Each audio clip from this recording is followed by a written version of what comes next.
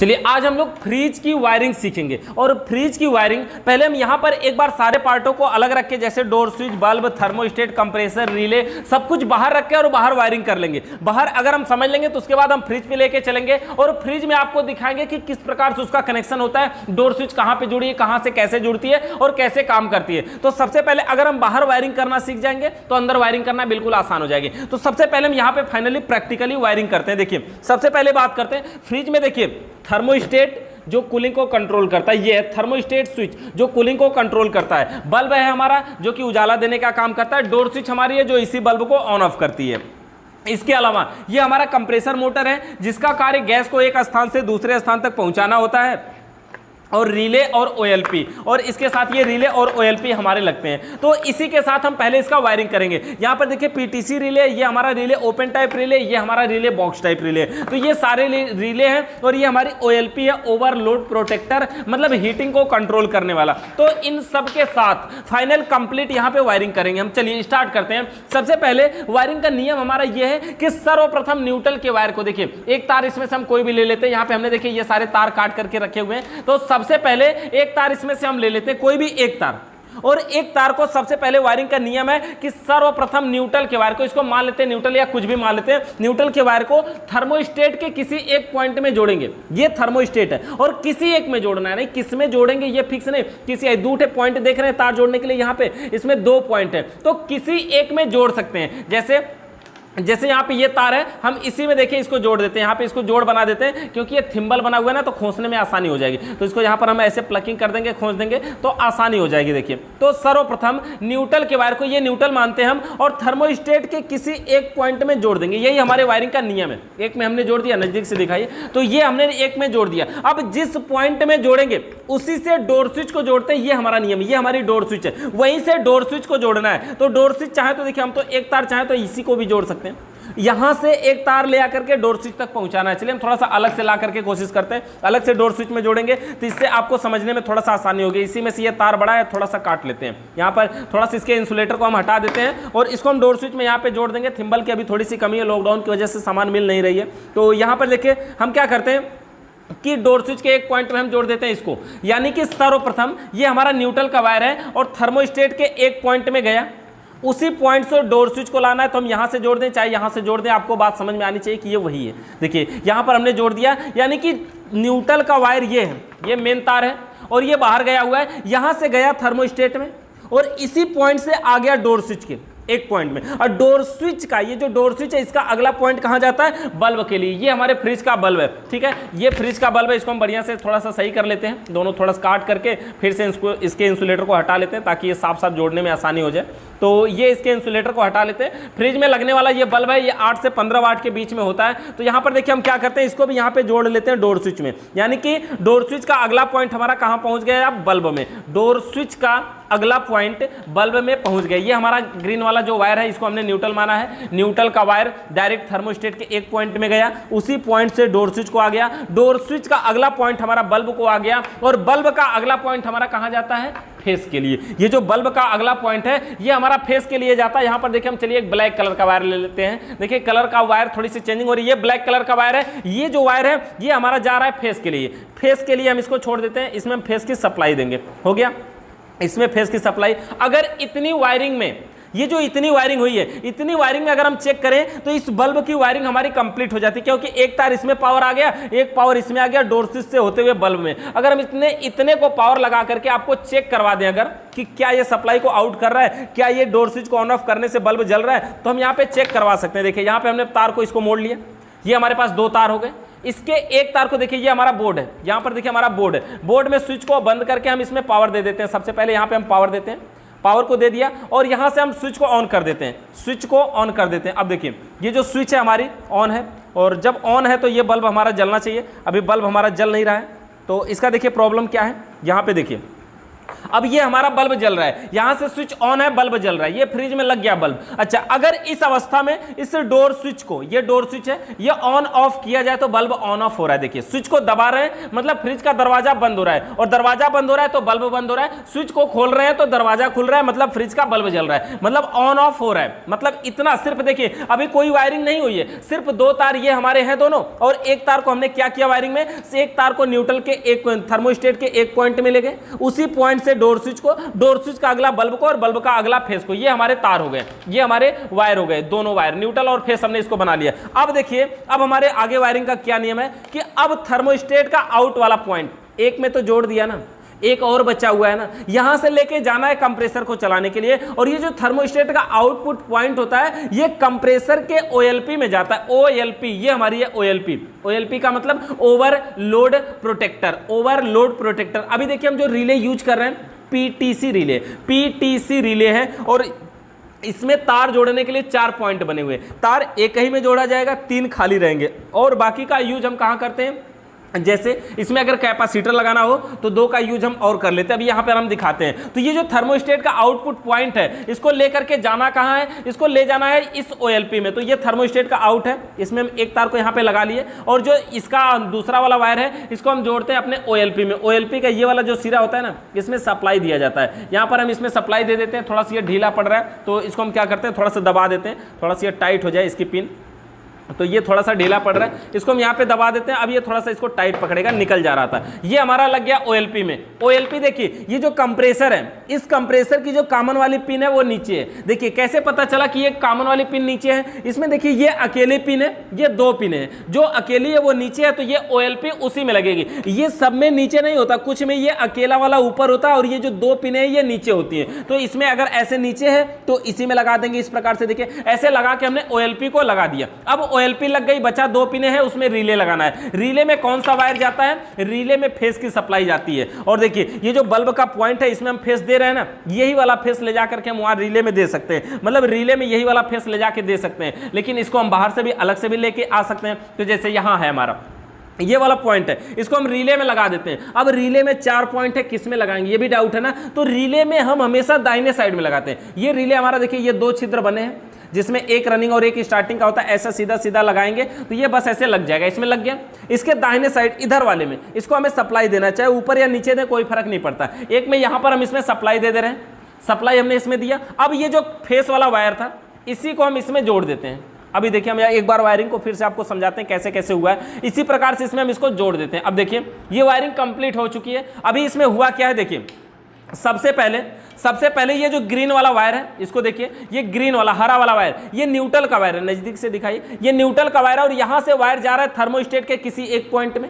जिस पॉइंट में गया वहीं से आ गया डोर स्विच को, और डोर स्विच का अगला पॉइंट बल्ब को, बल्ब का अगला पॉइंट फेस को, और यही फेस गया है कंप्रेसर के रिले में भी। और थर्मोस्टेट का जो आउटपुट है ये देखिए ब्लू कलर के वायर से चला गया कहां, ओएलपी में, यानी ओवरलोड प्रोटेक्टर में। अब देखिए वायरिंग हो गई हमारी कंप्लीट। थर्मोस्टेट स्विच को अगर हम बंद कर देते हैं पहले तो कंप्रेसर हमारा बंद रहेगा। देखिए अभी हम सप्लाई को यहां पे चालू करते हैं, फ्रिज का बल्ब हमारा जलेगा अगर इसमें पावर आ जाएगी तो। ये दोनों हमारे मेन तार हैं, एक न्यूट्रल और एक बल्ब वाला फेस, ये दोनों तार हैं, इसमें हमारी मेन सप्लाई दिया जाएगा। यहां पे हम देखिए इसमें सप्लाई देते हैं, यहां पर हमने सप्लाई दे दिया, ये हमारा बल्ब जलने लगेगा, मतलब इसमें पावर आ रही है फ्रिज में। डोर स्विच को ऑन ऑफ करेंगे, फ्रिज का दरवाजा बंद हो रहा है, खुल रहा है, यानी दरवाजा बंद हुआ बल्ब बंद हो गया, दरवाजा खुल गया मतलब बल्ब खुल गया। अच्छा, दरवाजा खुल गया मतलब बल्ब ऑन हो गया। अब देखिए ये कंप्रेसर अभी बंद है, कंप्रेसर को हमें चलाना है। देखिए कंप्रेसर बंद है, ये डिस्चार्ज लाइन है ना, अगर कैसे पता चलेगा चालू होगा, तो पहले तो ये हवा फेंकेगा, यहां से हम पाइप को ऐसे दबाएंगे तो प्रेशर के साथ छोड़ेंगे तो हवा निकलेगी इसमें से, ठीक है। तो चाहिए बंद क्यों है अभी, क्योंकि हम थर्मोस्टेट को बंद कर रखे। ये जो थर्मोस्टेट है ये चालू किधर से होता है, जिधर की घड़ी की दिशा होती है ना, घड़ी कोई भी चीज दाहिने साइड से ऑन होती है ना, वैसे इस पर हम हाथ रख सकते हैं। देखिए यहां से ऐसे हम रख करके इसको चालू करें, जैसे ही चालू करेंगे कंप्रेसर मोटर हमारा चालू हो जाएगा। देखिए ये कंप्रेसर हमारा चालू हो गया, ऐसे इससे चिट से आवाज आई और कंप्रेसर चालू हो गया। देखिए यहां पे देखिए, जैसे हम देखिए यहां पे दबा रहे हैं तो देखिए यहां पे मतलब ये इसकी डिस्चार्ज लाइन से प्रेशर निकल रहा है।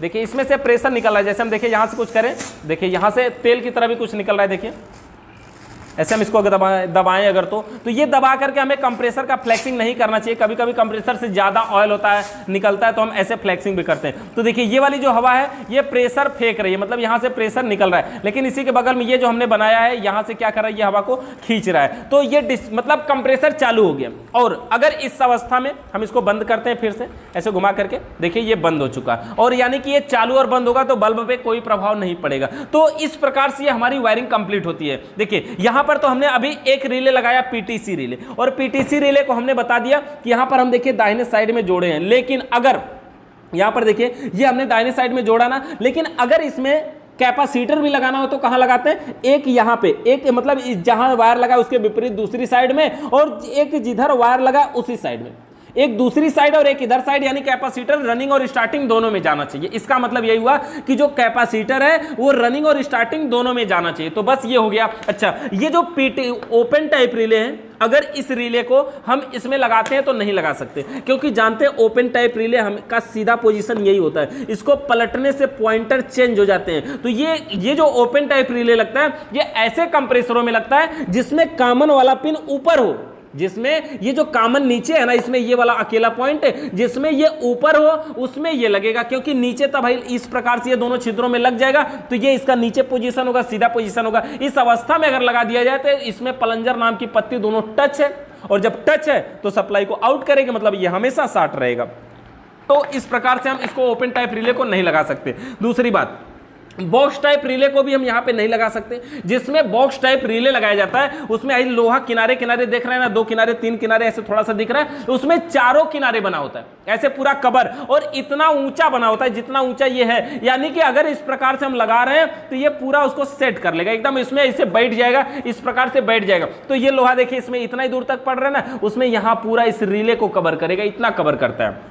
तो बॉक्स टाइप रिले का वैसे जमाना खत्म हो गया, इसका यूज आज के टाइम में बहुत कम किया जाता है, बिल्कुल ना के बराबर किया जाता है। ये हमारा बॉक्स टाइप रिले, ठीक है। तो यहाँ पे हम पीटीसी रिले का यूज आज के टाइम में सबसे ज्यादा करते हैं। तो इस प्रकार से हमारी वायरिंग है कि न्यूट्रल के वायर को डायरेक्ट थर्मोस्टेट के एक पॉइंट में, जिस पॉइंट में दिए वहीं से डोर स्विच को, डोर स्विच का अगला बल्ब को, और बल्ब का अगला हमारा देखिए गया फेस में, और फेस वाला वायर ही हमारा रिले में गया, और थर्मोस्टेट का आउटपुट गया ओएलपी में। इस प्रकार से हम फ्रिज की वायरिंग करते हैं। चलिए हम आपको फ्रिज में दिखाते हैं कि कौन सा तार कहां पे जुड़ा हुआ है। तो चलिए जो फ्रिज की वायरिंग है, अब हम फ्रिज की वायरिंग आपको फ्रिज में दिखाते हैं। देखिए इसका जो एवापोरेटर वगैरह है, जो डोर स्विच है, हमने इसको पहले से खोल के रखा हुआ है, हमने आपको दिखाया था एक वीडियो में, तो इसको हमने खोल करके रखा हुआ है, और इसको हम दिखाते हैं कि इसके अंदर जो वायरिंग होती है, डोर स्विच है, थर्मोस्टेट है, बल्ब है, वो कहां पे लगा है, किस प्रकार से लगा है, कैसे उसका कनेक्शन है। देखिए यहां पर ये 3 चीजें हैं, यहां पे देखिए 3 क्या 2 चीजें यहां है, एक तो थर्मोस्टेट है और दूसरा यहां पे बल्ब लगा हुआ है। तीसरी चीज यहां पे ये इसकी है डोर स्विच, यहां पे देखिए ये इसकी डोर स्विच है, डोर स्विच। तो हमने वायरिंग का नियम आपको क्या बताया कि सबसे पहले जो वायरिंग होती है हमारी, सबसे पहले न्यूट्रल के वायर को थर्मोस्टेट के किसी एक पॉइंट में आया होगा, तो वो भी यहां पर भी आएगा। देखिए न्यूट्रल के वायर को थर्मोस्टेट के किसी एक पॉइंट में जोड़ते हैं, और जिस पॉइंट में जोड़ते हैं वहीं से जाएगा हमारा डोर स्विच के लिए। यहां पर हम थोड़ा सा इधर वायर को लगाते हैं आपको, और फिर दिखाते हैं आपको, ये समझ में आएगा, दिखेगा, वायर देखने में थोड़ी सा आसानी होगी। सबसे पहले देखिए कि ये थर्मोस्टेट है, इधर से दिखाई, ये थोड़ा सा थर्मोस्टेट देखिए नजदीक से, तो ये देखिए इसके अंदर थर्मोस्टेट है, ऊपर से करिए, ऊपर से, यहां पे देखिए ये हमारा थर्मोस्टेट है, ये पता चल रहा है ना कि थर्मोस्टेट है, और ये देखिए यहां से ये कंट्रोल करने वाली स्विच है इसकी, तो ये थर्मोस्टेट है, और इसमें ये 2 तार जुड़े हुए हैं। देखिए इसमें 2 तार जुड़े हुए हैं। तो जो थर्मोस्टेट सबसे पहले जो न्यूट्रल का वायर आया होगा, तो हमने बताया कि थर्मोस्टेट में उसमें देखिए 2 तार जुड़े हुए हैं, देखिए दिख नहीं रहा है, यहां पे 2 तार जुड़े हुए हैं। तो इस प्रकार से देखिए ये 2 तार जिसमें जुड़े, यही समझिए इनपुट है थर्मोस्टेट का, और जो अकेला है वो आउटपुट है। तो ये इनपुट में 2 तार जुड़े हैं, एक तार तो है रेड कलर में, दूसरा ब्राउन कलर में। अगर कलर की बात करें तो इसमें देखिए एक तार हमारा रेड कलर में है, दूसरा ब्राउन कलर में, एक रेड है और दूसरा ब्राउन है। तो इसमें से इन दोनों में से एक तार, इन दोनों में से एक तार गया होगा हमारे डोर स्विच में। देखिए तो ये जो डोर स्विच है, अच्छा रेड और ब्राउन में से, और इसके अलावा दिखाते हैं आपको, ये जो बगल में लगी है डोर स्विच, ये बल्ब लगा है, तो बल्ब में ये व्हाइट है और ब्लैक है, तो व्हाइट और ब्लैक में से एक तार डोर स्विच में होगा, और ये रेड और ब्राउन में से एक तार डोर स्विच में होगा। यानी न्यूट्रल का तार सबसे पहले ये थर्मोस्टेट में आया, और इसी पॉइंट से जाएगा डोर स्विच में। तो ये देखिए हमारी डोर स्विच है। डोर स्विच के वायर को हम निकाल करके आपको दिखाते हैं। यहां पर देखिए इसके वायर को हम निकाल देते हैं यहां से। सबसे पहले देखिए ऐसे डोर स्विच को निकालने का तरीका यही है कि इसमें से प्लायर वगैरह या पेचकस के द्वारा, स्क्रू ड्राइवर के द्वारा इसको निकाल देते हैं। यहां पर देखिए ये ऐसे लॉक पे आधारित होता है। अब इसमें देखिए दो वायर है, आपको यहां पे देख रहे हैं, एक ब्राउन कलर वाला दिख रहा है, एक व्हाइट कलर वाला दिख रहा है। इसका ये मतलब हुआ देखिए यहां पर कि जो न्यूट्रल का वायर है वो डायरेक्ट आया थर्मोस्टेट में और उसी पॉइंट से, यानी कि रेड वाले कलर से आया है न्यूट्रल और उसी पॉइंट से ब्राउन वाले कलर से निकल करके कहां गया है, डोर स्विच को। यानी समझ गए ना कि न्यूट्रल का वायर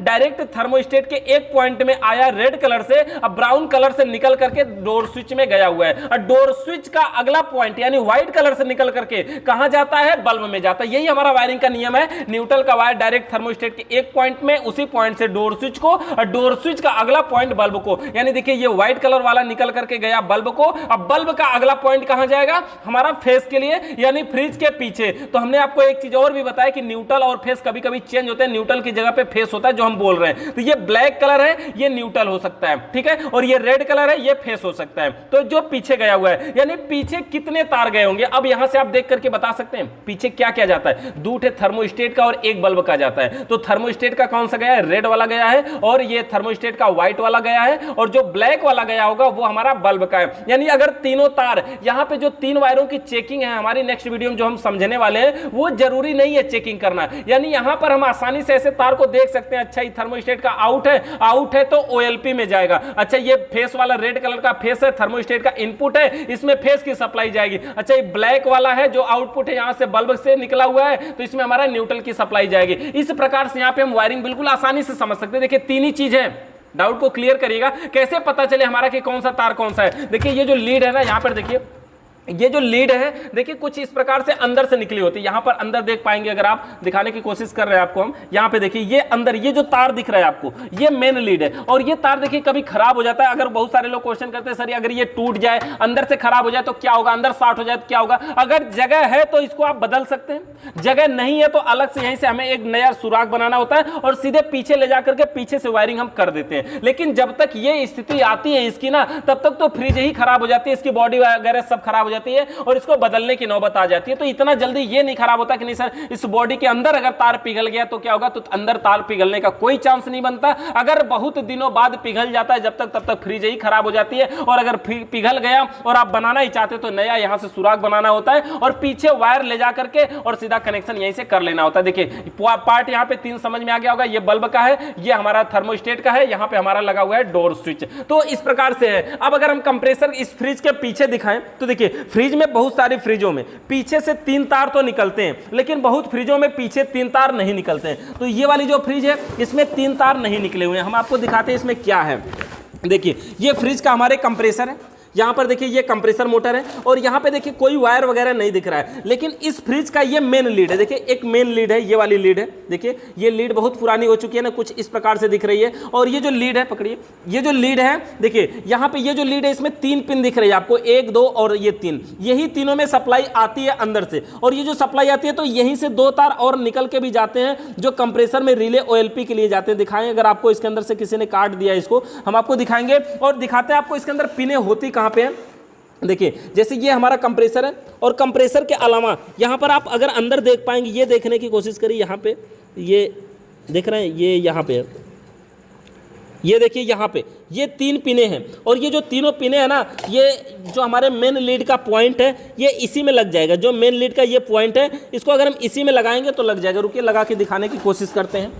तो देखिए ये हमारे यहाँ पे मेन लीड है ना, ये 3 पिन दिख रही है आपको, नजदीक से दिखाइए, और ये 3 पिन दिख रही है और ये मेन लीड का पॉइंट है, ये इसमें लग जाता। अब के समय में ये सबसे अच्छा हो गया कि ये लीड आ रही है, यहाँ पे पिन आ रहा है और ये जो पिन है ये खराब होने के चांस और नहीं बनते। यानी कि ये पिन को कौन हिलाए डुलाएगा। जब हमें तार निकालना होगा तो ये तार हम यहाँ से निकाल लेंगे इसमें से, देखिए इस प्रकार से ये लगेगा। और दूसरी बात ये अब उल्टा भी नहीं लग सकता कि कनेक्शन इधर से उधर हो जाएगा तो कोई दिक्कत होगी, तो ये भी प्रॉब्लम नहीं आने वाली है। और देखिए यहाँ पे हम इसको मेन लगाते हैं और इसमें से 2 तार और निकल ऐसा लीड के साथ बना होता है कि 2 तार निकले होते हैं जो रिले और ओएलपी में लगता है। यहां पर इसका कंप्रेसर के अंदर जो रिले और ओएलपी होता है इसमें लगता है। तो ये जो रिले और ओएलपी होता है इसमें अगर इधर वाला इधर भी लग जाए तो कोई फर्क नहीं पड़ता, कोई भी दिक्कत नहीं होती, ये काम करता है। तो इस प्रकार से इसमें सबसे अच्छी बात तो ये हो गई है कि लीड आपको अलग से भी मिल जाती है। अगर कभी ये लीड खराब हो जाती है और दूसरी लीड आप लेना चाहते हैं तो इसको मार्केट में आसानी से खरीद सकते हैं। ये मेन लीड है जो मेन पावर की सप्लाई दिया जाएगा। तो इसमें ये 3 पिन हो गई और ये न्यूट्रल फेस और कॉमन, ये तीनों पिने का जो सप्लाई जाती है, मतलब